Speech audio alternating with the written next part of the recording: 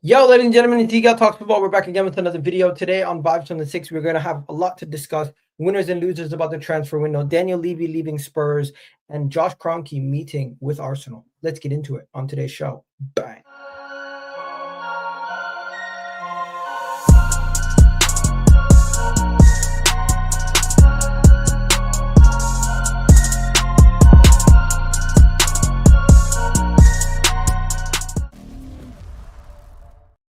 Yes, people. What's going on? Tiga Talks Football. You already know what it is. Let's get into it. We got all the boys joining the stream as we speak.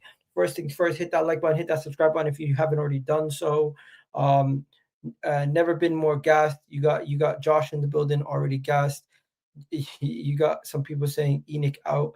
You got Spurs fans all gassed. We got Ahmed in the building. We got Vader in the building.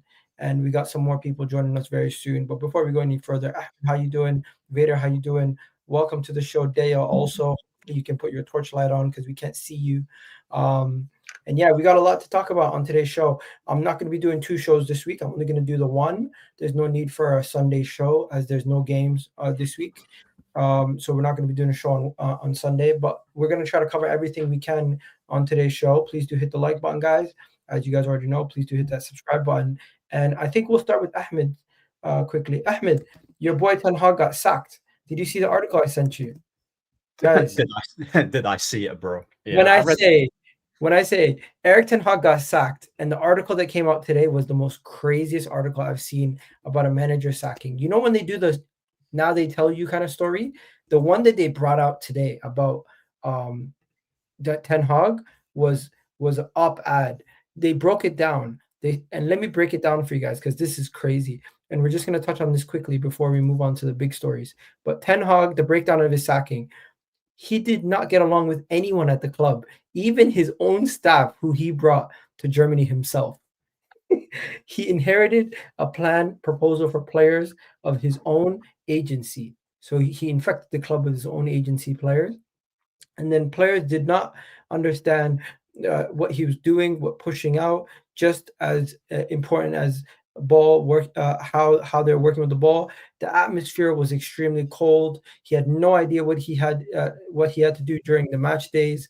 The club wanted to sack him early, but because they took too long, he's now considered the worst coach in the club's history. Erik Ten Hag Leverkusen spell only lasted 2 games in the Bundesliga. This is beautiful to see, by the way. Music to my ears. Music to my ears, by the way, because you know what's mad? This whole time I wanted him gone. I was made to feel like I was paranoid and I had an agenda towards this guy. And then here comes Leverkusen, 2 games into the season, and they sack him. Bro, this just highlights the incompetence at Man United. They let this guy stay, Vater, for 2 seasons and a half. And they sacked him in 2 games. How was a club like Leverkusen seeing the red flags early? Tottenham rejected him because he wasn't the most appealing when it comes to his communication. He didn't really have that much charisma. Bro, no offense, but I'm not even trying to take the piss in it, but we've seen him speak, bro. He looks very awkward. I can only imagine what the players are like around him. Like, results is one thing, but bro, his man management is horrid. Let's go through the players that he's fallen out at Man United. Casemiro, Ronaldo, Jadon Sancho, Martial, his own boy Anthony. Bro, Anthony's crying because of him.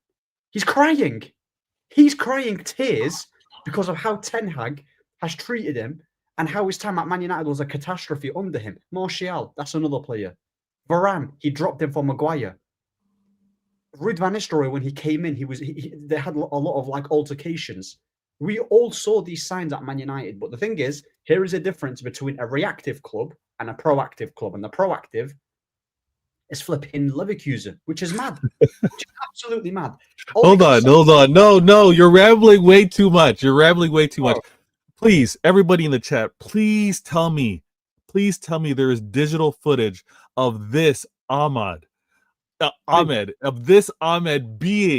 being happy for the signing of Ten Hag. Please tell me there is footage out here with him saying, "Bring him to my club." Please tell me there is. There is footage. But Vader, let me something in defense of Ahmed. Erik Ten Hag's CV spoke well for him before he came to United. He had a good Yes. CV. So you Before wanted he came to United, hold on, keyword. listen. Just hold You on. cut Wait. me off. No, wait. I'm saying in defense of what you said. You said there's footage. I said yes, there is footage of There Ahmed is. saying that. But at that time, in hindsight, like this guy has a good CV. Bring him to my club. By week 3, when Ten Hag became the manager, this same Ahmed by the 3rd week was like, I want this guy out my club. You know what? He may have done well here, and I was streaming with him at that time. So again, if somebody, God bless Dio, man. and this is because I streamed with him when it all happened. So the timeline, I remember him saying Ten Hag is going to cook, blah blah blah. Even when Ten Hag won a trophy, he said, I don't care about the trophy. I don't care about the trophy. I want this guy at my club now because the footballing does not make any sense. So it's okay to want something because the resume is good, but if it doesn't work for your team, you can change your mind, and there's nothing wrong with that. Dio, there's nothing wrong with it, but what's comical, what's absolutely funny, if we want to talk about these institutions, right? Mighty United. Ahmed wanted this manager with his CV fired after 3 weeks. Then you also have another club in Leverkusen who want to get rid of a manager after 3 games. Like, what is it that they're not seeing, that they're not processing? Because it's not good business to do all of this investment to want to get rid of a manager in 3 weeks or 3 games. This is a crazy thing. And all I'm saying is, all I'm saying is, one went. What is funny? What is funny? And I say, I'm going to continue to say this: prayers for Glasner, prayers for Areola, prayers for them, because when they end up at United, they are going to be toxic, venomous, poisonous. They're going to be done, just like all of these previous managers. Okay. Can I just before you go? Ahmed, quickly, just you got to put that list up. When you ask the question, I say, what is it that the club did not see before? Look, when they hire you based on your resume. You're a good manager. You've won something before. You're good at what you do, blah. They don't know You're interviewed though. Yeah, I know, but at that point, they don't know your people management skills until you come and work in that environment. They don't know whether you're going to relate with the cook well, whether you're going to relate with the security guard, whether you're good. They don't know your personality from one interview. You cannot tell me, like, even as a business owner or somebody who is a manager, when you speak to somebody one time, you're able to tell their character. No, this hiring isn't one interview, Dio. You know that. But you still, even if you did 10 interviews, you can't tell the person's character over time. Okay, let me give you a good example, right? Pep Guardiola going through his divorce, during the time of going through his divorce, and he was acting strange and making all kinds of choices as regards to the way the team was playing. Are you going to say you could have foreseen that, oh, he's such a brilliant manager, his mind is so strong that even if he went through a divorce, he would still play good football? No, things happen. So these people could come in there and change. My thing is Erik Ten Hag, right, might have a good CV, gets into Leverkusen, and then all of a sudden doesn't agree with anybody. They listed the things why they fired him. They didn't say they fired him because he was a bad coach or a bad manager. He didn't get along with his own staff that he brought from Germany. He did not get along with anybody that was already at Leverkusen, right? He did not get along with players. He wanted his own agency to be the agency supplying players to the club. And they said, no, we don't operate that way. These were the reasons they fired him. He did not tell them in the interview that he's bringing his agency. No manager would do that. You're going to get in there and then try to pull your agency in, because now you have some leverage of power, and that is why he was fired. So there's many factors to it. They listed the reasons. The thing is, did I want Ten Hag? Yes. Did I want him because of how he played in his Ajax time and the football that football? That's what I wanted at Man United. Right. When he brought Anthony, when he brought Lissandro, I had the intention that he was going to bring this Ajax football.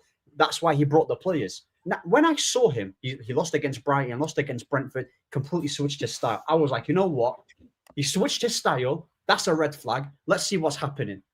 He wins, draws, loses to Liverpool 7-0. The guy's fallen out with so many players. I'm seeing Sancho eating lunchbox in the car park. Yeah, he's banishing him. I'm seeing Casemiro being fallen out. Like, I'm seeing so many red flags. But the difference between me and other fans is that I will not back a manager blindly and just like go like this in it. Oh, he's the manager. I must back him no matter what. Like, it's crazy. That's why next time I want a manager, you see Glasner. I don't want Glasner. I don't want Glasner in it. I don't want Glasner. I already have my choice on who I want. Whoever that is, don't go to United. But he's already rejected. He's already rejected Man United. Thank goodness.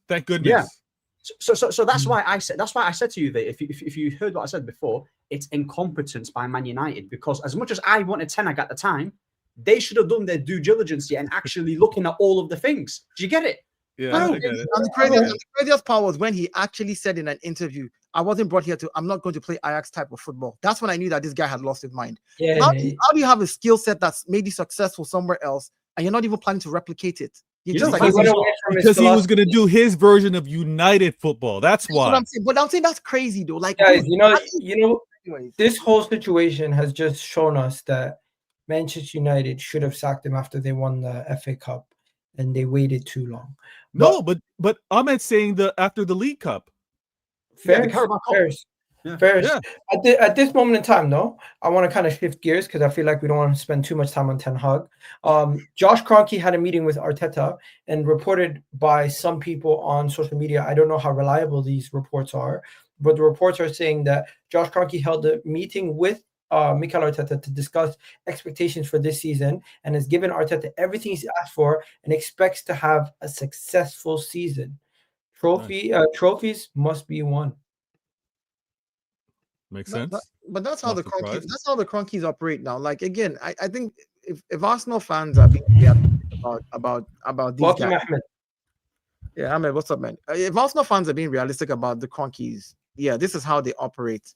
They did the same thing with the Rams. They had the youngest manager for the Rams since 2016, 2017. They didn't win their first Super Bowl until 2021.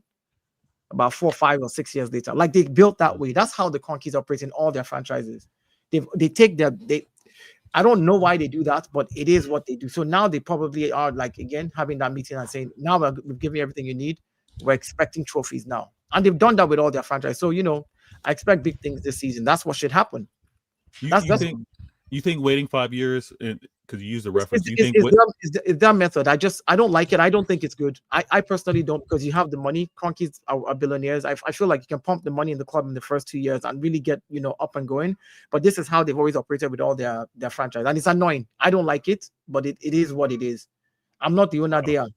Yeah. I mean, what can you do? What don't you like? I'm confused. Yeah. I don't like their process, the way they do things. Like they tend to take their time to build, which is good. They make the club a little stable. Then you pump in a lot of money. Like, they pump in a lot of money at a time, and then they expect you to win. And it's happened with majority of the franchises where they've actually won with those franchises. The same method. Right. Like you don't like it. I don't. What I mean by I don't like it is, as a fan, I want my team to win. You know how it is every year. Okay, I got you. When you don't win, now they're showing the ambition that they want to win. but I like the business side of how they're running things. Like the club, regardless of how badly we sell, we're never in the red. We're always, our books are always balanced, and so. But as a fan, of course, I want to win every year. So that's the part I don't like, that delay, that wait. Is what I like. Yeah. Okay. As a big fan of Arteta, I read this and I think it's just a big fan. You're only a big fan? Yeah, Huge. I would say this is just business as usual. You go into a meeting off the back of spending the most money you've ever spent in your club's history. You tell the manager it's time to deliver.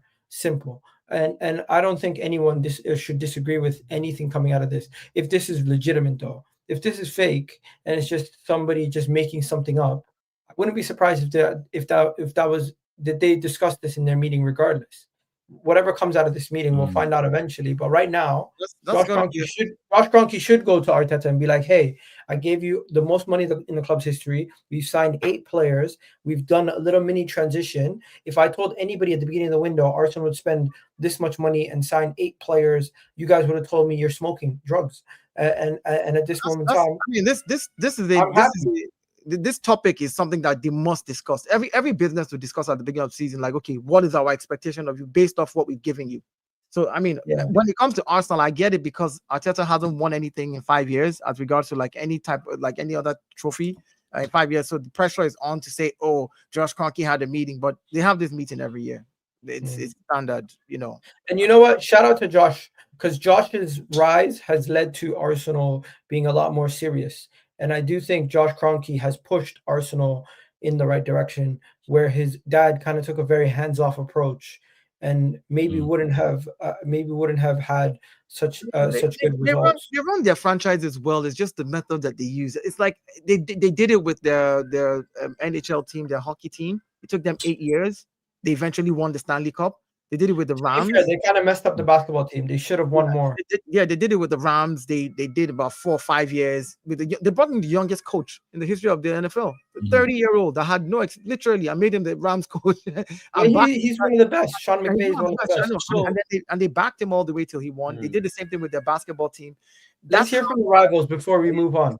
So, what did the quote say? The objective is to win trophies. Did he say? No. Basically, I don't know if it's legit, but they basically said that they spoke about the fact that they spent so much money and the objectives for the season. Oh, okay. So so they haven't specified what trophy. They just said he must bring silverware, like a trophy. Yeah. So that means he can finish like second or third, and if he wins a Carabao or an FA, he still has another season.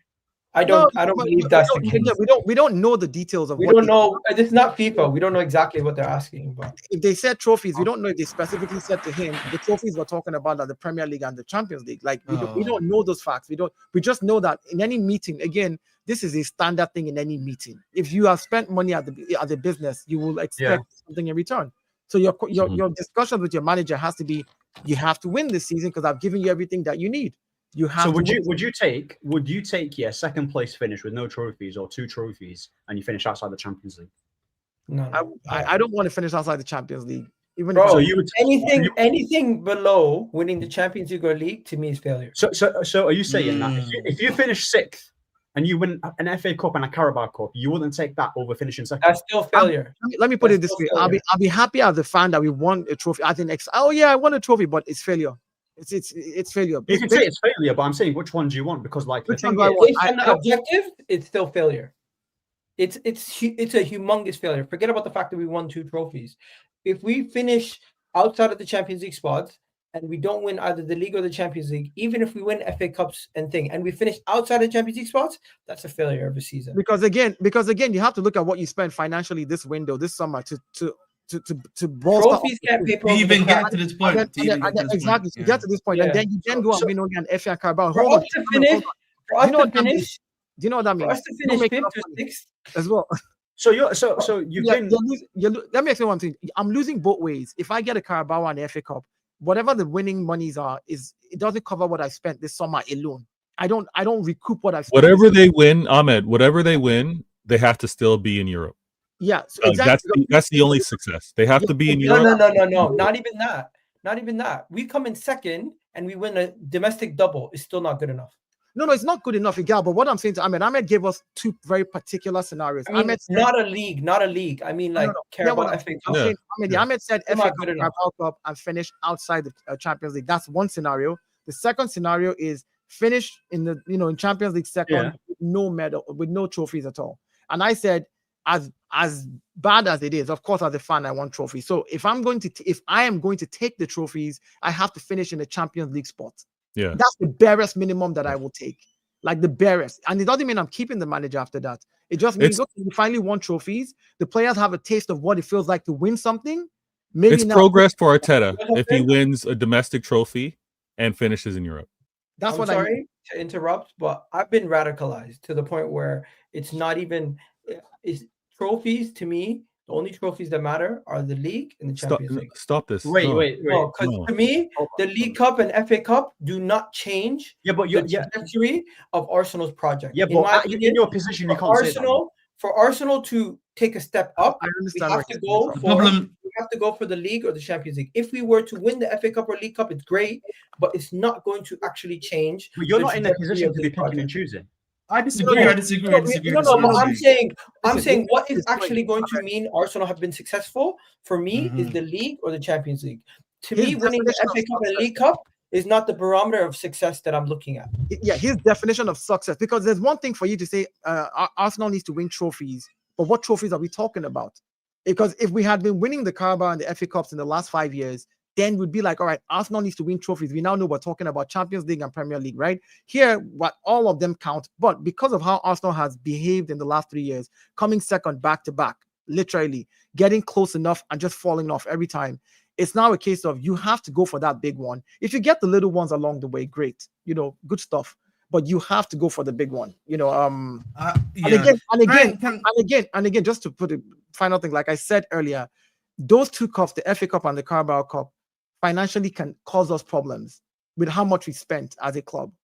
Just this window alone, those 2 cups do not cover anything that we spent. So we must be qualifying for Champions League because the media buying rights for Champions League can cover what we spent, at least bare minimum. If we win nothing, financially, you don't want your club in ruins.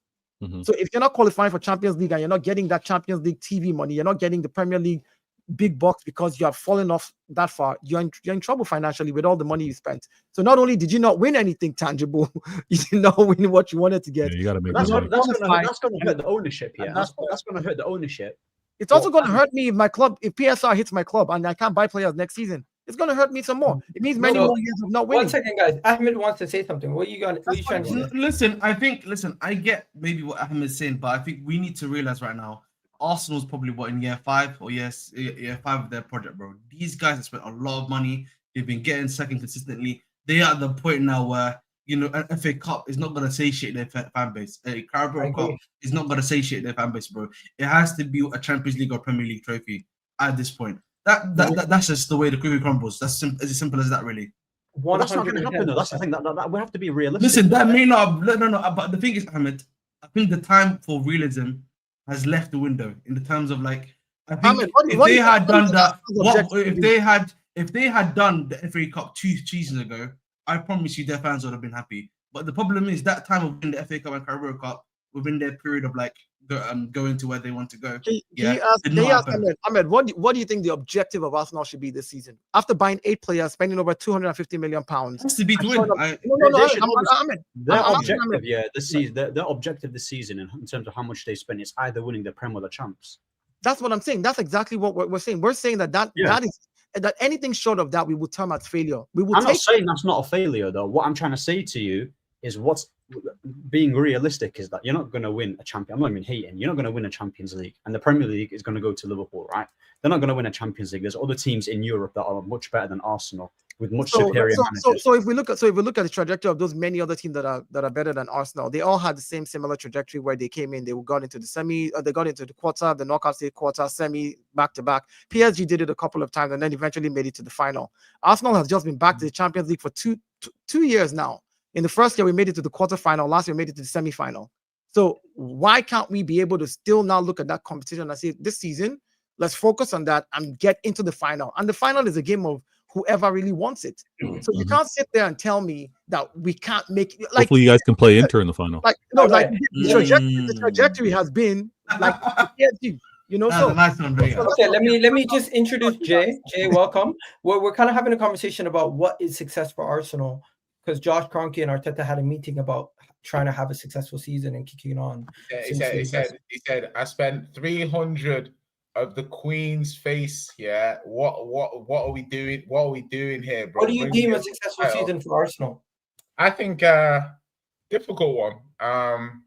I think it's obviously the Champions League or league at this point. I feel like when you've invested this much time and effort and you've not won for 5 years.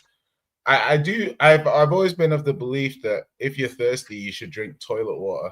And, I think Arsenal are thirsty for a trophy at the moment, but potentially they have Evian water taste, even though they are dying of thirst. And I understand it, having been in a situation with Spurs that was analogous to this, where we were. That's back in the day, though, Jay. That was back in the day. It was back in the day. Ironically, Arsenal only won a trophy a season later, so it's back in the day, unless it's relative to saying that Arteta's successful. But that's another story for another day.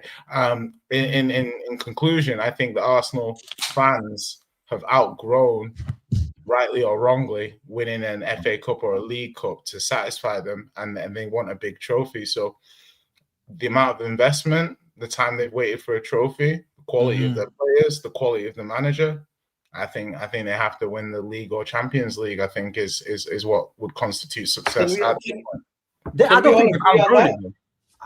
don't think Arsenal fans have outgrown it. No chance. I think if you give them any trophy, they'll be gassed. No. Let me tell you why we think we've also outgrown. No, we can be gassed about a trophy. Let me tell you why I also think why we've outgrown that, and I agree with Jay. Because of how long we waited, that's one. Two, if it's the FA Cup, even though we've not won anything in 5 years, right, and we've not won the league in 20-something plus years, we still have the most FA Cups. Like literally. So we're like, what do we need? What as an Arsenal fan, what do I even need that FA Cup for, anyways? Right now, I need like, some do you trophies. understand? No, but do you understand what I'm saying, Vader? It's like I already have the most of it, and I haven't won anything in years, and I've been building. I have to win the big thing. Like, no, but also, but one of the most critical bits. Wait, this is mad, bro. Just to add on. This is crazy. This is This crazy. man, No, listen, hold on. let me tell Do you want to know what the kicker is? Is that Wenger won an FA Cup, and Arteta's first team won an FA Cup.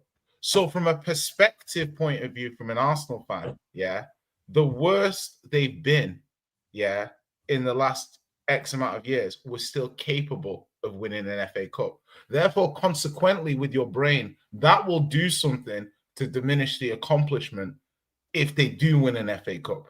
Do you see what I mean? They will do the comparison. It's flawed thinking. The same 90% of that fan base will think like that. Yeah. Like No, it's a but logical human chain of thought. the same people who are criticizing Arsenal for not winning in the last 5 years were criticizing Arsenal for only winning FA Cups. No, don't say cups. The last 5 years, you won one FA Cup, singular. Under Arsene Wenger, we kept finishing fourth. We kept winning FA Cups, and we kept getting called shit. So, to me, winning the FA Cup does not solve the main issue of getting over the hurdle of winning, getting over the hurdle of actually achieving.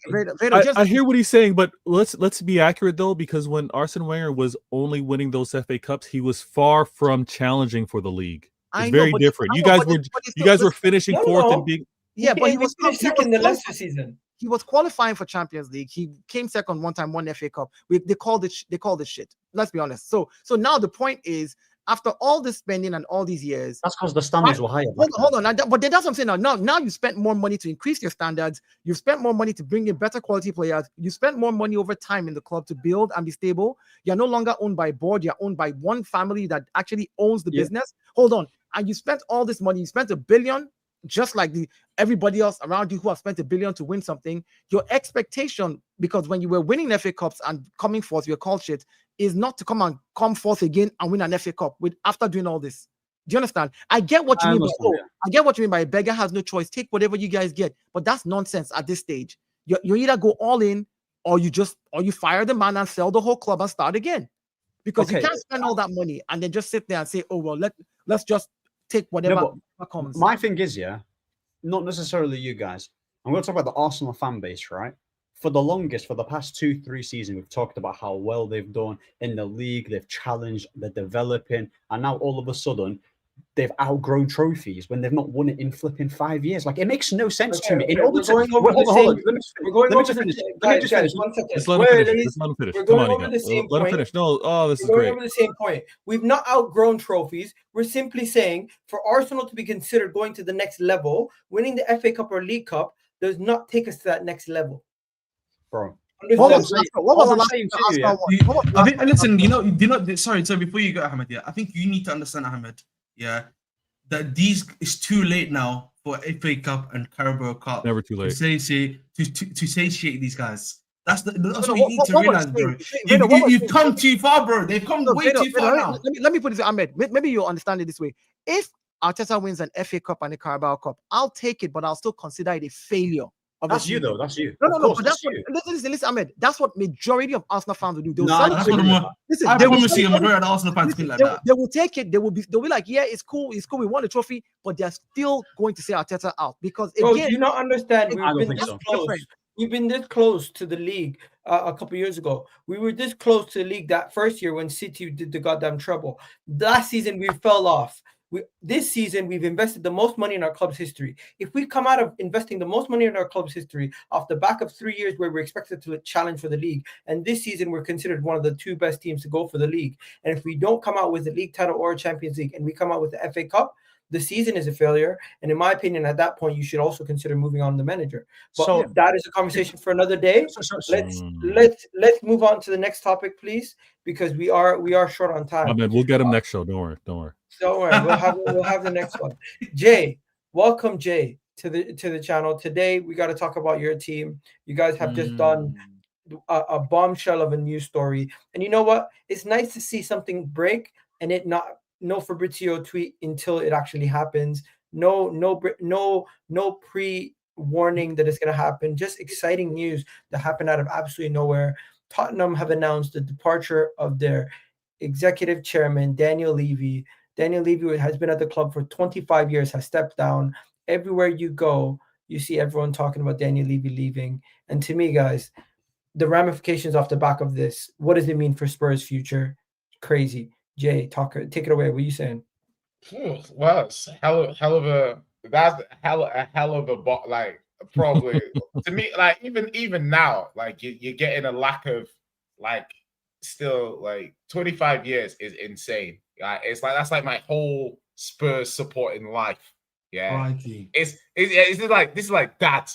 Yeah, like occasionally he gets drunk, like and you know, shouts at us and you know, we cower in our room, but like it's you know, so to me, I guess the way I look at it is this.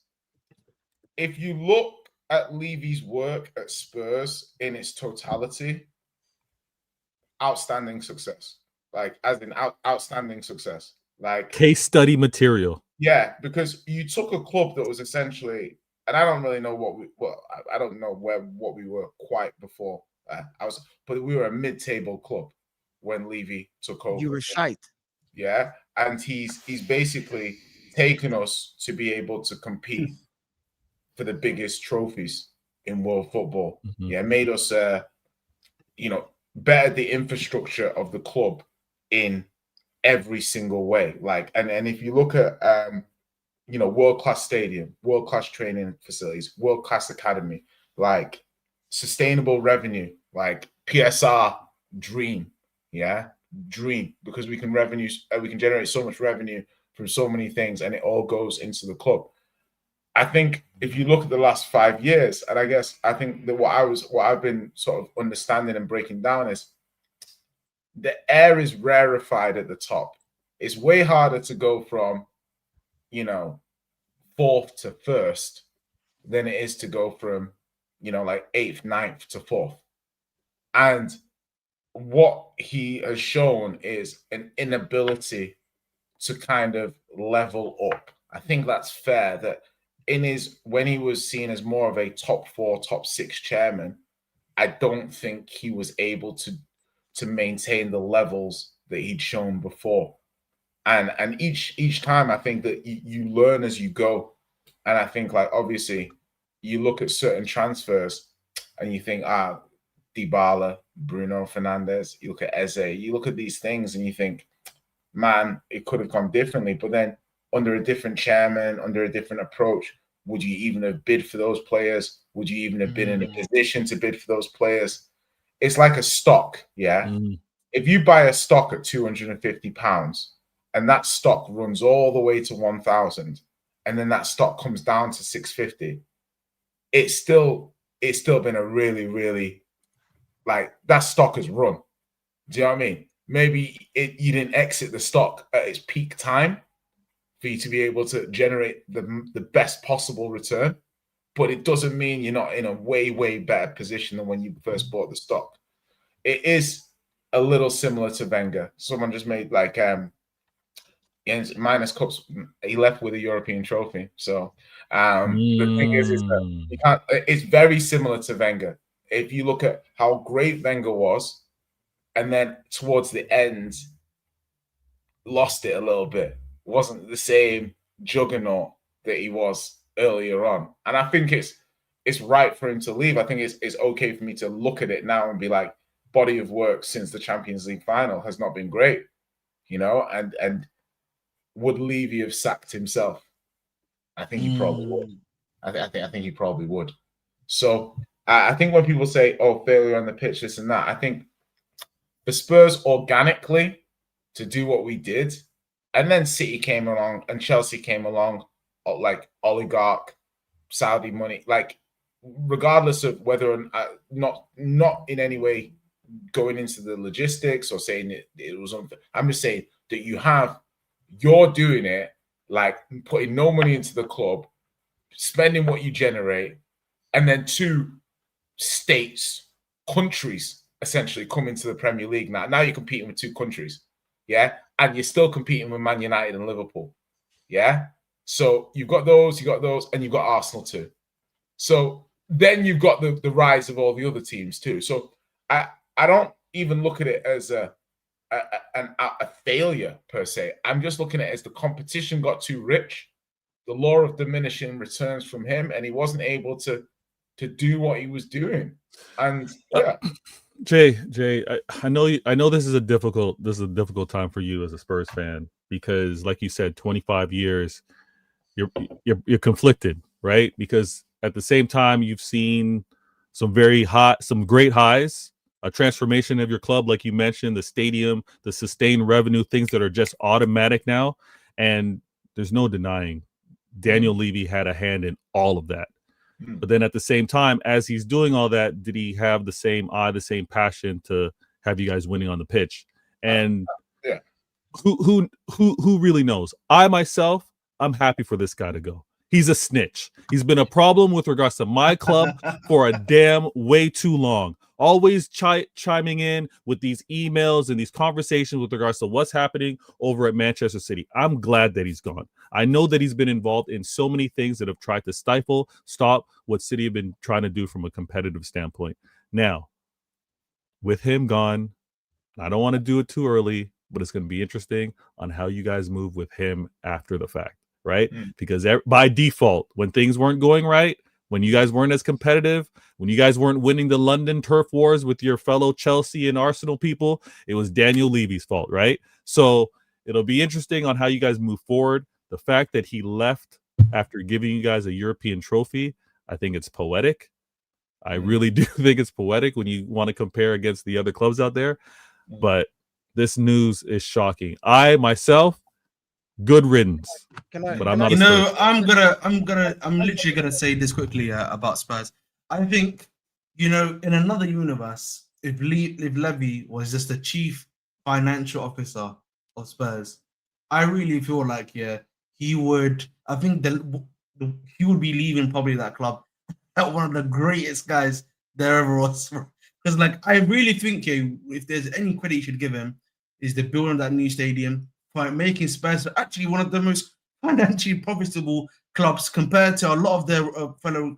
Listen, 90% of football clubs don't make money, guys. They make losses. And the fact that it's a model which is sustainable, able to make its own money to a high degree, should be given credit for. I just think, for me, the thing with Levy was always that I think the football side of things was never his strong suit. And I think in the later years, he tried to bring in, obviously, Paratici, brought in some of these other guys, but they obviously weren't good enough. But I feel like if he had a good sporting director next to him, I actually think Spurs could have gone could have had a much better. He could have better ended to Jay, you said something that I think I'd never looked at it that way, and now that you said it, I can look at other clubs who were also trying to, because again, when people like Chelsea had an owner who was able to spend money, and then you had the cities where the ownership that came in, of course, a lot of money, and then you had people who had clubs that it was a case of, I've got to sell now to somebody who can run this thing with money. Otherwise, I can't keep up with any one of these guys. The fact that Daniel Levy took you guys from where you were, you're very right. And it's the same thing. When you look at, I look at other, I think he's done his job on the business side. On the business side, Tottenham is one of the most successful clubs in England when it comes to business and money. That stadium runs itself. People laugh and say, "Oh, you guys do Beyonce concert fundraisers." I just laugh. I'm like, do you know how much it generates? They can never be broke, and so that's a good thing on that front. Real Madrid won the league and the Champions League, and they made more money. Yeah, imagine that Real Madrid won their league and the Champions League, and Tottenham made more money than them that year financially. That's insane, and that's a good thing, I think. But on the footballing side, we've always bantered Tottenham and all that. To be fair, I think on the footballing side, he didn't really put a lot into it, and I think that's because he felt like I needed to run the whole business. But hold on, the only thing I'll just say, if you just look at it as well, right? I feel Spurs Levy got what the trophy at the end, but I do feel when I look at Spurs across, Spurs have been very unlucky in moments, just fate, serendipity. when Chelsea finished outside the top 4 but won the Champions League. Yeah, that was my Bayern, against a heavily favored Bayern team at home. What are the chances? Do you know what I mean? Like when you look at like when Chelsea beat Spurs in the league, Chelsea had finished 10th the season, so Chelsea weren't in Europe. Yeah, Conte, Europe, and then he's not going to have done the same thing. What are the chances that Chelsea are not in Europe? Like literally one of the only 2 seasons Chelsea haven't been in Europe in the last 25 years. Leicester, miracle season. Yeah. What are the chances that Spurs that season? It's just like, to me, I think obviously you can be very critical, but I think sometimes you can look at being well run and not winning trophies as, like, look at Arsenal the last 5 years. I don't think there's anybody who would say Arsenal have not been well run in the last 5 years. There's nobody. Yeah, it would be an illogical point, but they have no trophies. Yeah, they have no trophies, but they've been very well run. So to me, sometimes when people beat us with the stick of, oh, you didn't win trophies, well, fair enough, but you were up against arguably the greatest director of football of all time in the Premier League, in Michael Edwards. Yeah, arguably the best manager of all time in Pep. At separate clubs. Yeah, so you have one club that has the best guy looking for players. You have another club that's got the best guy at actually doing tactics and formation. Yeah, not to mention the Chelseas and all this sort of stuff. So I'm like, I've always don't forget Chelsea had the most ambitious owners also. Yeah, and Abramovich was very ambitious as well. So I'm looking at it from the point of view, I feel like Levy in the last few years has failed to give Spurs a team that was competitive enough to be able to compete right at the top of the league. Yeah, and that's what I'm happy for people to criticize. There's no guarantee to win. Like I don't like it when people are like, oh, it's Levy is not the reason that Poch played Vorm. Levy is not the reason that Poch played Son left wing back versus Chelsea. Yeah, there's decisions that have been made by managers and players on the pitch that have cost us trophies. However, on the flip side, you can say that he hasn't done enough. You could look at like the financial restrictions, because you can also say he's the one chairman who's not getting external money from owners. Yeah, he's not getting money from owners. And you can say you've not spent the money that you've got well enough. And you can start to critique the running of the club or who you've selected as director of football. But sometimes you've got to look at it from the point of view of you hire people and you expect those people to do a good job. If after a number of years you keep hiring the wrong people, then fair enough. You know, you're now open. But at the same time, you're right. Look at I just want to point out one thing before we move off the Tottenham section. The future of Spurs. Do you guys see them potentially being sold to a Qatari team, or do you think they just kind of do what they're doing? I don't know. Listen. You know, I was going to ask you a question. Like, I don't even is Levy mean they're going to get sold? I actually think more so than anything, I feel like he's done his job financially. Maybe he's just thinking, I'm just going to relax now. Let's take the benefits from a yearly basis. No. He's leaving before this 115 cooking happens. That's why he's leaving. He was spearheading a lot of this stuff. And to be honest, like, have you heard anything about like any Spurs ownership happening? Because like I feel like if that was the case, but that's the thing. That would have been. Let me say. I mean, every single time in the past we heard about anybody showed any type of interest in Tottenham. Any single time there was even a rumor for like a day or an hour and a half or whatever it was, you would always hear like, "Oh, Daniel Levy is never going to sell." Like That's what I'm saying, yeah. So the point is now that he's no longer there, there's a better chance of people looking at Tottenham from the outside and saying, "Hey." But his shares are still there, by the way, bro. No, it doesn't matter. Of course. His shares can be there, but of course, if somebody comes and says, "Now that the guy that can actually stop the sale of the club is no longer there, I can go in there and see if I can buy the club," right? So now is a good time that probably ownership from Qatar, Saudi, somewhere could look at Tottenham. And again, the valuation of Tottenham, of what Levy has left them, he's not trying to get his hopes up. Is insane. It's going to be insane. You know, so I think it's only a massive country can come in to buy it, or a billionaire, somebody who has the money. Because listen, I'm always going to be a Levy hater, but one thing does need to be acknowledged, and whether Jay will say this now or another time, 25 years, he's left the club better than when he joined it, right? That's one thing that many people want to do. I often, when I have to leave streams early, I like to leave streams on a high, better than when I joined them initially. And I think Daniel Levy, like we've heard Klopp speak, like we've heard Wenger speak, they want to leave a legacy behind. And Spurs are in better shape now than they were.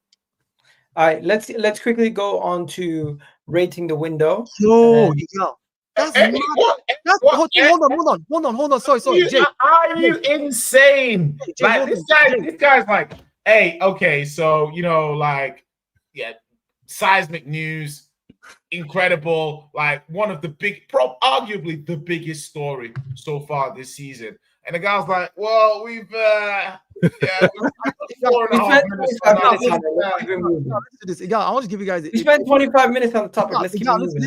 Bro, we spent 4 minutes on the topic, bro. Come on.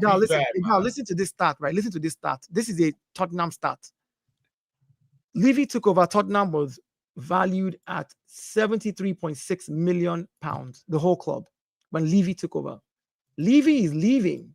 The club is valued at 3.5 million pounds to 3.6 million pounds.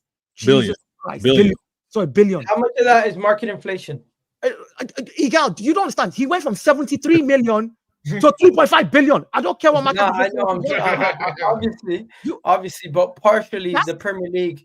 The Premier League as a product has improved so much. I know, but again, a lot of clubs have raised value. But do you not remember teams like Leeds? Do you not remember teams like Leeds? Do you not remember like David O'Leary at Leeds with his babies and his Newcastle and stuff? Like all these teams that were bigger and better than Spurs, yeah. How come Spurs were the ones that were able to keep afloat at the top end in the deep end, and none of these other teams? There's no other team has done what Spurs has done. It's only the big six because Spurs gate crashed it. Yeah, it was only because Spurs kept finishing in the top four that they changed the language of the top four. But you know what? You're right. Daniel Levy deserves a lot of credit, and that's insane though. Before we move on, Jay, do you want anything else to say on this topic? I will say that I think the time is right. The time is right for him to leave now. At this point, you can argue he maybe should have left a year ago, this or that, but I'll be very grateful for how he's allowed our club to be like the way our team is spoke about, in like world football. Is a lot because of Levy, like as in whether it's fun and games on these little chats and stuff like that, but like when we're talking to clubs and we're not seen like a Villa or a Newcastle, like we're seen as a much bigger club than them to world teams. Like when they were doing the Super League, they were inviting us, stuff like that, you know what I mean, little small things. So I'm just gonna say Everton's bigger than Spurs. Impossible. All right. Impossible, man. All right, let's go to Vader's gonna have to leave soon, so we gotta touch on City and everything. This is the Premier League teams right here, and we're gonna rate their window out of 10. I'm not gonna have the players and rate every single player. That's too long. So we're gonna kind of do each team one by one. And let's get into it. So the first thing is, who's the biggest loser of the transfer window? I was going to say Wolves. What do you guys think? I'll say Brentford. No, Brentford. Everyone name one player. Everyone name one team. I'd agree with Wolves. You got Brentford. Who else? It's got to be Wolves. Yeah. Brentford lost their manager. Anybody else? In Burma. So that's true. Brentford lost their manager as well. They lost a lot, bro. So I think they suffered the most. Guys, think about Villa. Villa's doing good. Villa's indeed not bad enough to be. They're not. Villa's kind of part. What has? Man couldn't even upgrade the badges. What of the if we hadn't have lost to Bournemouth, I might have said Bournemouth, but let's say Crystal Palace. Oh shit, Leicester's in here. What the hell? Well, Palace managed to keep Guehi, to be fair. So, not Fs. Palace isn't an F. Yeah. I mean, you can make the argument keeping Guehi is a strong move. Yeah, and also they've got Mateta as well. Still, they've still got their manager. So, I think Wolves losing Cunha and Aït-Nouri, with Brentford losing their manager. And I think Wolves is a good shout. I think Wolves is probably because Wolves didn't have that much to be able to lose in the first place. They didn't have much wiggle room anyway. And you were already kind of, once they secured Premier League football last season, if you actually go back and look at their form, I feel like they lost maybe like 5. Someone said Ipswich. Ipswich got relegated. They're not in the Prem. Yes. Yeah, they're not in the Prem. Yeah, so why was Ipswich in the? I think he had a. I think. Oh, okay. Might have loaded last season. I'm fixing it though. What the? You know what? Well, let's just continue talking. I'll get it sorted. Well, who else do you guys can think of that has had a bad window? It's a difficult one because the thing is relatively nobody's had a bad window. Do you know what I mean? Everyone's spent money. Everyone's brought a few players in. Do you know what I mean? So it's like nobody's had a bad window.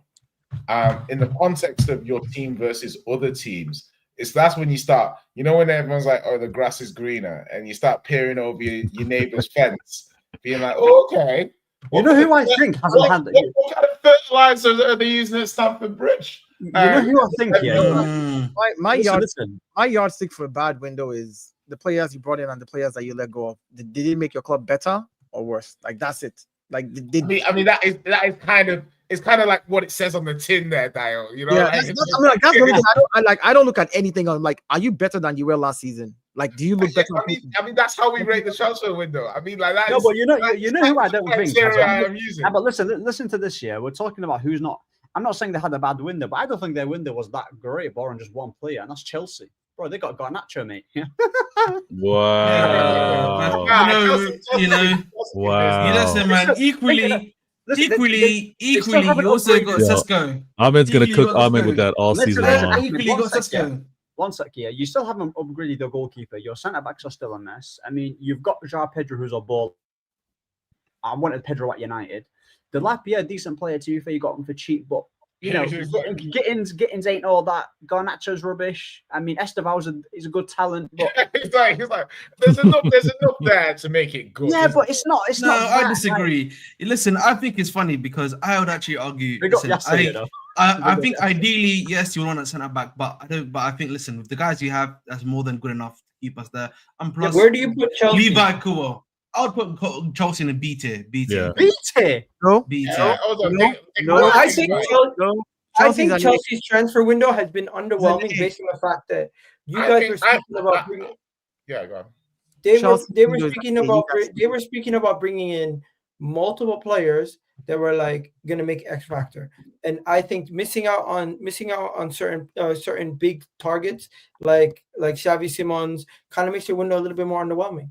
I know, but the thing is, again, Xavi Simons, if you wanted him, you would have brought him. That's the way the club works. I think that's the way yes. It's an A. It's an A. We want an A.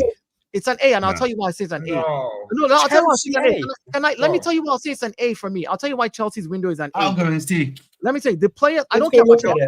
Listen, the players that Chelsea let go of and the players that they brought in, does it make Chelsea stronger this season on paper? Yes or no? The Chelsea that came fourth last season. Yes. The players that they brought in this season, has it made Chelsea stronger on paper? Yes or no? It's hard. Yeah. Is Gerald Hato a good defender? Okay. Yes. I forgot they bought Hato. I literally forgot they bought Hato. They brought in some class players. João Pedro. What are we talking about here? That's it. Look at how much they spent. They spent 328 million. Money. And I'm looking at it and I'm like, Chelsea A. That's I don't think it's an A. It's not an A. A B is fine. Then you need B's fair. Maybe even a B plus. Yeah, you need an A minus then. You can have an A plus. No. B plus. No. B plus. Hold on. Can we give Chelsea? Can we be honest? Chelsea's window is underwhelming. Right. No, it's not. I disagree. It's not a complete window. That's why it's a B. Yes, it's not complete. But it's a B. Only players. I rate 3 players out of the players that came in this window, and Esteval was signed previous window. To be fair, João Pedro is a great signing. I think Gittins, we'll see.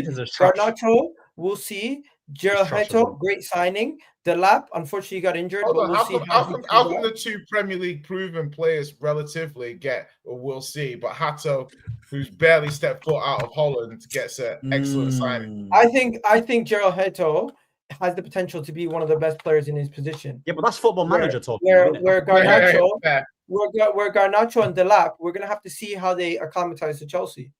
Yeah. Bro, I just think I just think for me, I think it's a solid window. Ideally, we should have gotten a goalkeeper in, but we didn't. But I think that's why I say B for me, in my personal opinion. And I think we have to also give credit to the fact that we've sold the most players that we've been able to do and been financially solvent. So yeah, but you've not established a goalkeeper. Hato is Hato but, a centre back? okay, yeah, but again, you need to understand. But the thing for me, yeah, I think for me, you need to ask yourself, what is the objective of the club? The objective of the club this season is to finish third. Can win the league? You're supposed to be winning the league. It's not, because we're not going to win the league this season. That's being ignorant. But all right, sure. Let's move on to City. I think City have had a worse window than Chelsea, to be fair. Nonsense. So if we're giving Chelsea a B, Nonsense. I'm giving City a C. City is BT. Hold on, let's look at the transfers first. Let's make an informed decision. Yeah, Okay. I would say I've had a B window, first of all. 100%. And if you want to talk about my incomings, I had Reinders. I believe he was labeled the best midfielder in Serie A. That's what I'm saying. Everyone's reneging on this. I remember being on an island on my own, saying this player. I didn't think this player was all that. No, right, Jay, you weren't alone. I was telling you he wasn't good, bro. That's what I was like. I don't rate this guy, but You cannot rate him. That's fine. But an solid entire league rated him. All right. Since it's my case, let me say I think they've done well getting Reinders, Ait-Nouri, Cherki, 2 goalkeepers. Where's the right back? Where is the right back? That's why it's a B. And also, it's not like Ait-Nouri, Cherki, and all these guys are going to make your defense any better. Your defense is still shaky. Nah, but they're going to accommodate. That's why it's a B. You spent 60 million on 2 keepers. Mismanagement of funds. Yeah, because we have a keeper leaving. It's not mismanagement of funds. We had a keeper leave. Like if you want to talk, if you want to use the same rationale. No, but that means that they have 2 goalkeepers. What are they mismanaging? They already have Ortega still, no? No, this guy left. The other guy also. And what's your other guy's name? Ortega's flirting with possibly leaving. He might be gone in January. Ederson, our number 1, has now left. So we had to replace our keeper. So when you got Trafford and when you got Donnarumma, and now Donnarumma is a terrible keeper, but before when he was winning the UCL, he was good. We've got a good shot stopper, but he doesn't fit Pep's philosophy. Oh, now we want to. You know what? They said the same thing about Haaland before Haaland came to my club. Pep doesn't want a striker. Pep doesn't use that. You still haven't. Veta. You went into the season. We're moving the goalpost now, isn't it? Midfield problem and a defensive problem. I think you fix your midfield can't issue. help himself. Sorry, I think you fix your midfield issue to a certain degree, but your defense is still a problem, and you really didn't address it too much with signing 2 goalkeepers and no actual outfield defenders.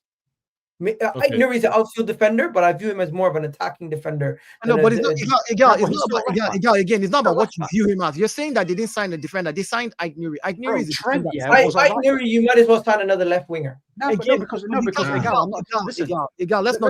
just say about Trent. Ahmed, hold on. We're simply saying they had a problem in defense and they signed a defender. However you want to rate that defender, whether you think he's a Trent type defender that goes forward or whatever, they signed a defender. Is Miles Lewis-Kelly a defender? For Arsenal, yes. The way he plays in the game might be different. So if I say I signed a defender, I sorted out a defender for that position that I had a problem in. That's I give City's window a 5. A 5. We're not rating them out of numbers now. I thought we were doing the letter system. You know what I would say? The negatives. That's why I have them as a C- D. Man City have had the best window barring Liverpool. I disagree. I think my problem with City, my problem with City, I know Bayer would agree with me when I say this. I really do think, you're agreeing when I say this, by the way. It's actually about the incoming. It's the centre backs. I really feel like City missed out on getting a centre back or two to really. Well, you didn't get a centre back, and you gave yourself a B.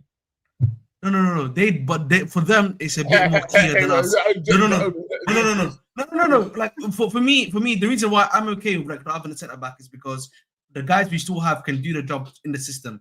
I think the difference with City was that they actually really desperately need a centre back with the way they play. I just want to be balanced here because I'm trying to be balanced. Yeah, you're trying to be balanced, but I hear the Vim and I hear Ahmed comfortably saying his Chelsea window was a B when he failed to get a keeper that when we want to talk about desperately needs, he didn't get a keeper that he desperately needs. But now he wants, hey, hold on. But now he wants to talk about my defense. Igal wants to talk about my defense and where we desperately need these players.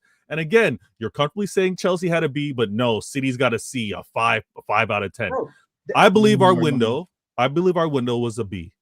Because again, I think we should have addressed a right back, at least one right back, some coverage, where we did get our left back, whether you want to rate him highly or not, he's prem proven, and I think he's going to do the job. Our midfield, Ait Nori. When you want to talk about I appreciate that. When you want to talk about our midfield and some of the exits, because we got to keep balance.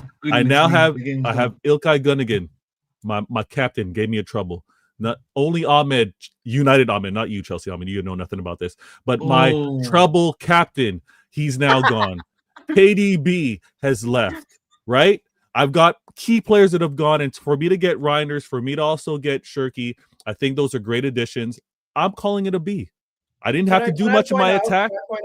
Your treble captain left previously. You won trophies. He came back, didn't win shit last year. So I'm not going to really. I didn't replace him. No, you're missing the point. The transfer window, I replaced that player that's left. This transfer window, what you've done is you've shown indecisiveness. With 2 goalkeepers, you've shown indecisiveness. I don't think you guys, Man City of old, would have gone and spent 31 on James Trafford, then gone and spent another 30 on Donnarumma. Maybe you see Donnarumma as about 3 fullbacks in the first season. Maybe you see Donnarumma as a more useful piece, but you still didn't get your right back. You still don't have more defense. You spent majority of your money in January on defensive cover young players who I think you've loaned out a couple of them. And we loaned out one of them. And they've still got Gavardiol to come back. I still see some mismanagement of how you're going to do your squad. You have a bunch of wingers who play predominantly on the left. You have 3 goalkeepers right now that I think are good enough to be first-team goalkeepers, and you have no proper right back. So the only issue is at right back. I don't know why you keep harping on this. Coming out of this window, I think Man City have not solved enough of their problems that they went into the window with. No team. Go ahead, Ahmed. No team has solved every single of their weakness, barring Liverpool. They've Arsenal. Yeah. What's your left wing? What's your left wing fix? They've still got Martin. We signed a striker. We signed Eze. Eze's your left wing. Yeah. Eze left wing. Oh, not this again. Yeah. We signed Madueke as cover for Bukayo Saka. We currently have multiple defenders coming in to cover the left, the right, and of course we now have new midfielders in Zubimendi and Norgard. So I'm confident in my team. But if you want to get onto Arsenal, we can get onto Arsenal. But I think City, based on the run of the entire transfer window, I think it's fair to say they had let's be honest, give them a C max. You bought more players. They bought more quality players. They have more quality players. That's what I'm trying to say. Bro, half their players are goalkeepers. It's not goalkeepers, bro. We signed 2 keepers. I can't stand Man City, by the way. Hold on. Yeah, Ahmed United. I am agreement. I can't stand you either, but we're on point with what we're talking about. You got the players that I wanted at United. Ahmed has City winning the league. They can't defend, bro. But Igal, are we almost cheating here? Whereby because there's been 2 games played, 3 games played, you're now using kind of like, knee-jerk reaction to some of the thing. As in, like, had I asked you about City's window before the season started, I'm sure you would have given it a B. No. I've been saying City are still shit defensively from but you would have said you don't rate Ait Nori. I don't rate Ait Nori as a defender. I'm saying I'm sure I saw. You rate Skelly. I'm sure I saw shows where you rated the player previous. Hey, Gal, the players that I rate some of them individually, but as a team, I still think Man City have not solved enough of those issues. And that's fine. Arteta's And got I'm these looking playing like look at Simeone. it like this as well, Igal, yeah? City And- missing players, right, as Yeah. well. So the players you're buying are complementing the players you've got, yeah? So when you're missing other players, it can have a downturn on the performance, yeah? So it's like, so if you imagine if Arsenal had played without, and I know you've missed certain players, but let's say, well, you lost to Liverpool when you played without a couple of players. But let's say you played United first game of the season and you were missing 3 players, yeah? You only barely won that game anyway. You probably dropped points in that game, arguably. Would that then We only just lost to Liverpool. We probably win. what I'm saying is, would that change the way that you see Arsenal's window being an A? Probably, because of the fact. So why? Okay. Did you address your attack I'm saying, properly? I want us to be careful to not use 3 games analysis to then determine whether or not Okay. a team's had a good window or not. Forget about the games. Manchester City bring in 2 keepers, Ait Nuri, 2 midfielders, and I don't know who else that they brought in to help their first team. Let me see. They brought in 3 keepers, to be fair. They also brought in Marcos Bentinelli. So I'm looking at that and I'm saying to myself, Man City have not actually addressed some of the key areas that they came into the window wanting to address, which was their. You bought unnecessary defenders to a team that's But already for example, Gvardiol is still injured, by the way. No, but they have no right back. Yeah, so right back, you can make argument that right back is a gap in the squad. Question. Yeah. Other than that, they've got players in all the positions. They've still got injuries too. So I'm basically the Akanji transfer could come back to slap them in the head, though. It could, but we've sent Reece on loan to Girona. We can call him back if needed. So there's a balance with regards to our window. I'm not giving it an A. I'm not even giving it a B plus. I'm saying this is B. C. That's fine. I'm trying to be balanced. When I looked and I saw how you guys were conversing, how you guys were assessing Chelsea and knowing Chelsea's gaps before this transfer window, and now you're reflecting and holding the mirror in front of my club. I think we're comparable. I'm gonna give you. Don't give me this help. We're talking about the transfer window. I'm gonna give you guys a B minus. I'm gonna give you a B minus because some of the players you bought, I think Donnarumma's Donnarumma, isn't it? It's Donnarumma. Like, so it's like, why are we just throwing around Bs? Because at the end of the day, it's like, if you sign a player like Donnarumma, I'm gonna look at you like, okay, you got Donnarumma, they got Cherky, they got Reinders, they got Ait Nuri, they've got like, even if I think some of these players, even if I think some of these players aren't as good as advertised, that's it's a decent amount of pressure in the squad. Let me bring it to your club quick. You guys have a B, for example, because even though you got embarrassed by the Eze, are we not an A? 1 second. Even though you got embarrassed by 2 transfers with the Eze and the Gibbs White, you bounced back. What am I listening to? Bro? You got Kolomowani, you got friggin' cover in the midfield with Paulinho, which is a solid player, and you also brought in Xavi Simons. So when I'm looking at Spurs, I see you've addressed key areas and you've improved your team. When I look at City, they've improved their midfield. The rest of the team is still the same, pretty much.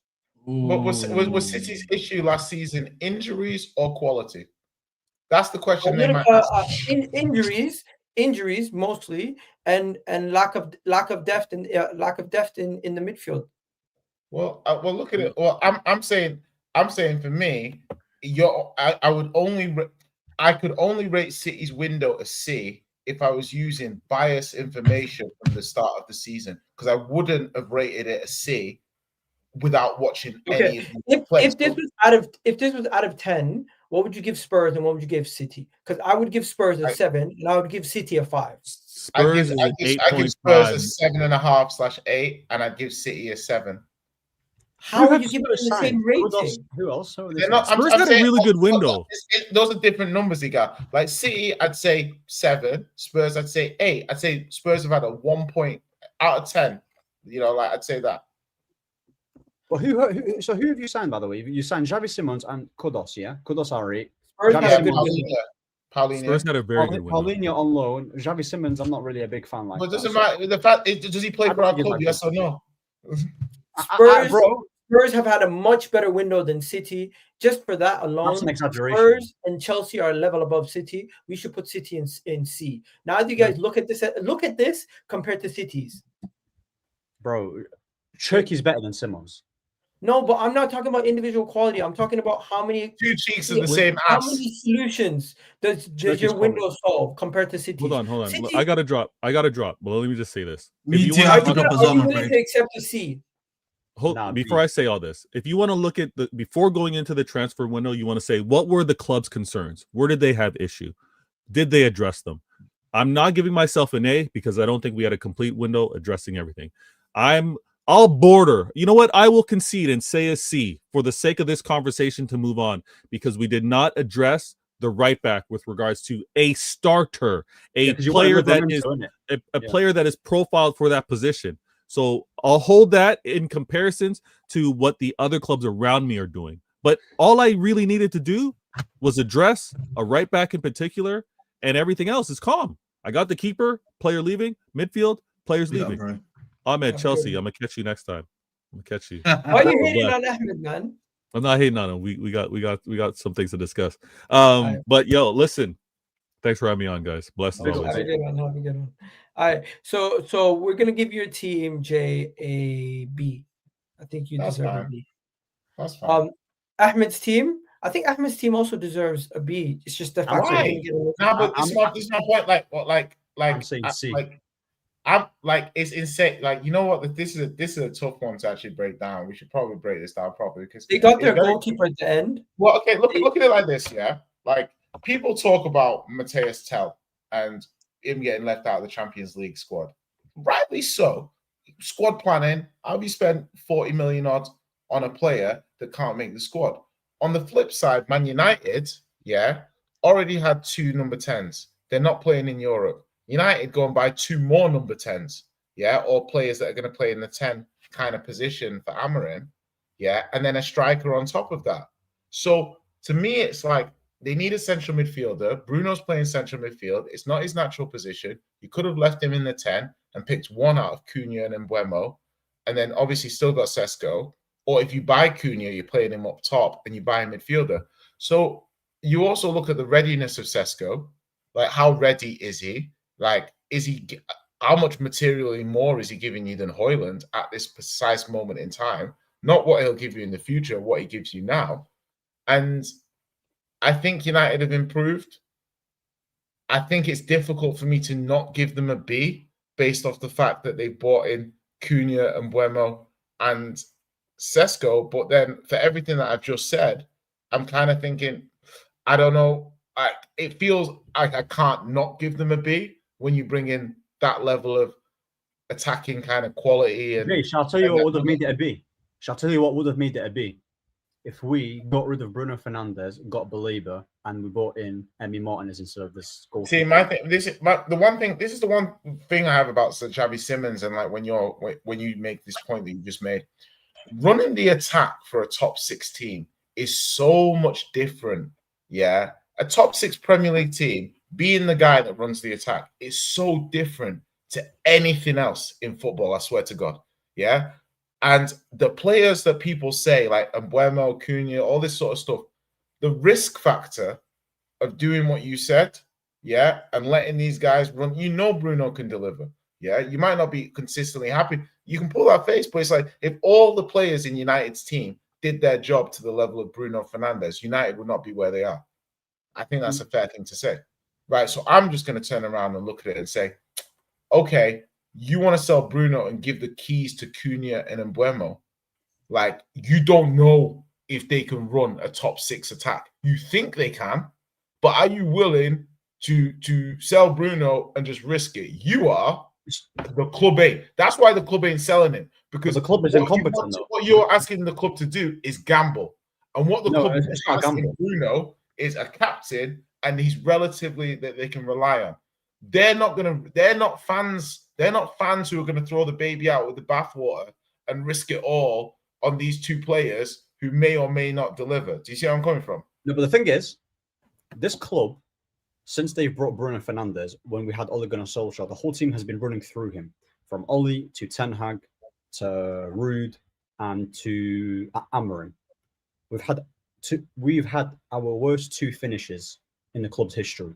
Second season Ten Hag, last season Amorim, and Bruno's played consistently in that midfield, right? And he is the captain, right? So everything runs through him, right? So the goals and the assists, it looks very good from the outside. But the big reason and why we cannot control games consistently, especially against the big teams, right? And we can't break down the lower teams, is because Bruno, in the long run, is not going to be able, to run a game. Now, with Cunha, he might get less goals and assists than Bruno. But if you build a team around Cunha and Diallo and Kobbie Mainoo, you become a better football inside. But the GA will be split. I understand what you're saying. No, I mean it's a relatively good point. I'm going to say that on the flip side, obviously, even if you think Bruno's declining and whatnot, like his skill set as a number 10 is very unique still in world football. Can we say one thing though? City got marked down for missing pieces to their team and the window not solving all their issues. Do Man United get dropped down to a C because of the fact that they didn't go and get a quality midfielder? I feel for me it's again maybe like B- again. Like it's almost one of these things where I'm not a fan of Sesko either. I didn't want him. Yeah, so I'm just looking at it from the point of view they're only playing a game. They're only playing a game a week now. One game a week. Yeah, 1 game a week. Again, they had Mount. They had. I think it's a suboptimal use of their resources, but it's not a bad use of their resources. Right. C is fair. Yeah. Since there's no Liverpool fan here, can we just be honest? Liverpool goes straight to A. Yeah, 100%, bro. They just got Ekitike and Isak, bro. I was thinking about if they got Gahey, it would have been A+, innit? Yeah, Liverpool goes straight to A. There's no, I don't think there's any defensively. Maybe that's the only question you can ask about them. But even then, they've done enough this window to say they're going to be up there with some of the best in the league. Yeah, they broke the record. Yeah. They broke multiple records, not just one. Newcastle, what are we saying about them? C. I think that's fair. C? Yeah. Really? Yeah, because if you look at Newcastle, look at the way they brought in Alanga, they brought in who else? They brought in Voldemort and Wissa. Yeah. Waldemar. They wanted to upgrade their goalkeeper. Remember, they were in for Trafford. They didn't. They got embarrassed this window, to be fair. They were. I'm not going to go about the lot. I mean, as a Spurs fan, I'm not really glass houses, stones, and all that sort of jargon. So what are we giving them? C? I'm saying a C because whilst the strikers they brought in look pretty good. Wissa's good. Wissa's good. They're both over a little overpriced. They've got the transfers in late.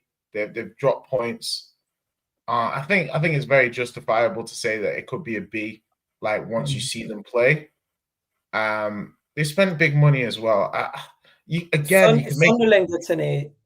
You could have. I think out of 10 would have made this easier because it would have given us more points to distinguish between teams. Because Newcastle has to be hard. Yeah, but Newcastle will probably say they've had a 7 out of 10 window, and I thought it would be difficult for me to argue with them.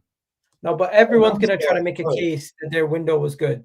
The reason why I pointed them out is because their window is really collected to Liverpool's. I think Sunderland is another team that had an A. Fantastic window for a team that newly got promoted. The amount of quality they brought into their team, they've had an 8 out of 10 window. So many players they brought in, they've really bridged that gap from promotion. I think Sunderland get up there as one of the better teams this transfer window. What are you saying? I couldn't name 5 of their players. I tried it the other night. And that's pretty much it too. But at the same time, Robbie, I think they've got Sarr, I think. Or I think they've got they've also got Reynaldo, I think, as well. Adrete, I can't name 5. Yeah, not bad. Adingra. Anybody who putting Sunderland in a B, come on, have respect. From a promoted team to get as many players that they brought in, the money that they spent also. Sunderland have spent, just not net spend, spent. They've spent. I think I'll put them in 105 as and the transfer window. I'm saying is again. This is I'm doing some confirmation bias here because I'm putting them in as B because they won 2 games. I've seen some of these players. I know some of these players are good. If you'd asked me this a couple of weeks ago, I would have probably said C. But I think they can go in B. they spend more than you this window. Yeah, sure. I mean, I can see that. I can see that for them. I mean, I don't. They played. Who they managed to play? They played Brentford and they played. Who was the other team? West Ham. Was it West Ham? Yeah, they beat West Ham. They've played 2 of the worst teams in the Premier League at home so far. So talking about West Ham have had a D window. I would say I would say even F. Just to be fair, who did they bring in? I know they brought in Fernandez from Southampton, who's a good prospect, but they lost Kudus.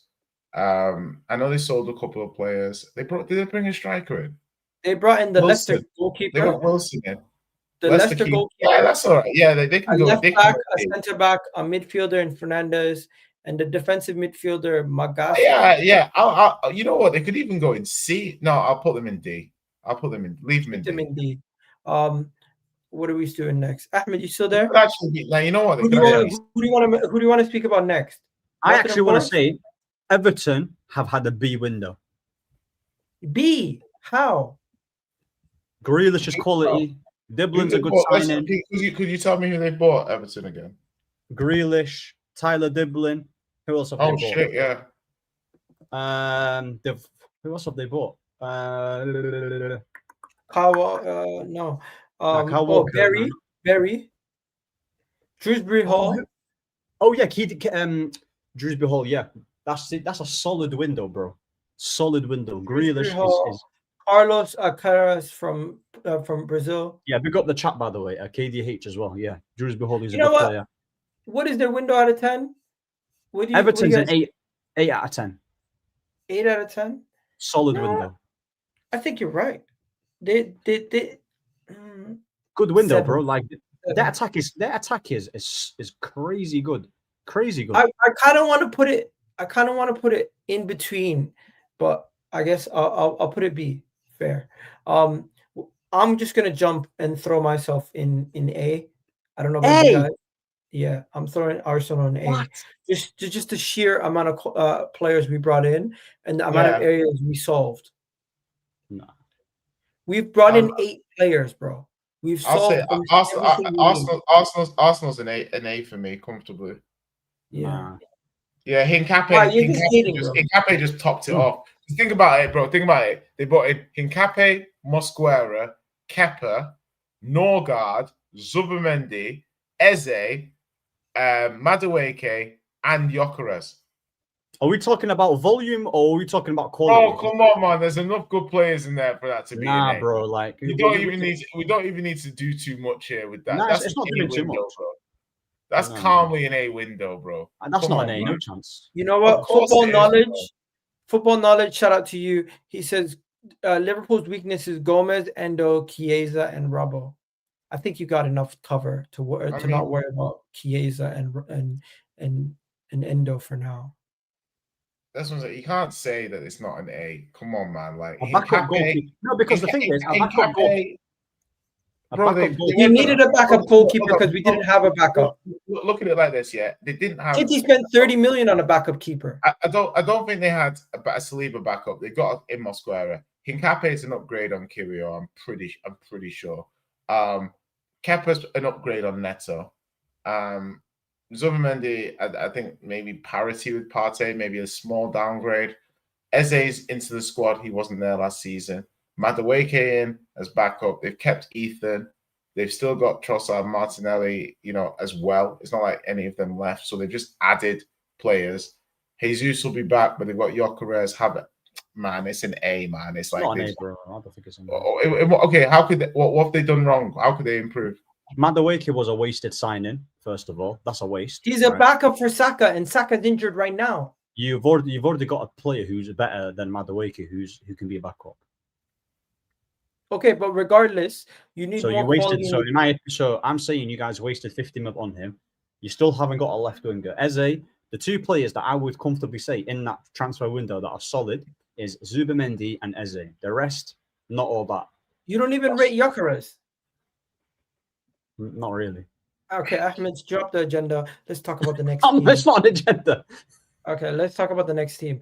I don't think Villa's window's been that good. I'm gonna put them C. Yeah, that's fine. Who have they signed? They've got Harvey Elliott for 35 mil. Sancho's on loan. They've kept. I mean, Harvey Elliott has been good at least. Yeah, I think that's a C window. They got the Guessand, who's I like. You know I what? always You can like. make a case. You can make a case their window's in D. Yeah, You could. I would say. I think it's a D. Like, Yeah. because obviously, like when I think about it, Guessand unproven, Sancho not been fantastic, but okay, I guess. But you know, they've lost like Asensio, Rashford, Ramsey, so they've lost 3 decently important players for them. They brought in Elliott, Guessand, and Sancho. I think that's a downgrade. If you look at the 3 for 3, I think overall. Rashford didn't have a good loan spell at Villa though. You know who else had a bad window? Forrest. Forrest had a D in my opinion also. No. Forrest had a No? B window, probably. Yeah. Probably. You rate I mean, all the Brazilians? I mean, there's a lot of volume there for Forest. They've got some good names. I'm not going to be seduced by the names. I'm going to give them a C. But they bought like Omari Hutchinson, Bakwa, and They didn't register him also, by the way. Yeah, and they bought Ndai from was it Bologna? And then they got McAtee as well. They got Calimundo from Igor Jesus. Unfortunately, my son just woke up, so I might have to end the stream early. But what are we doing for the rest of these guys? Bournemouth, I think they're at D because they've just lost Huijsen and Kerkez because I've not really replaced them.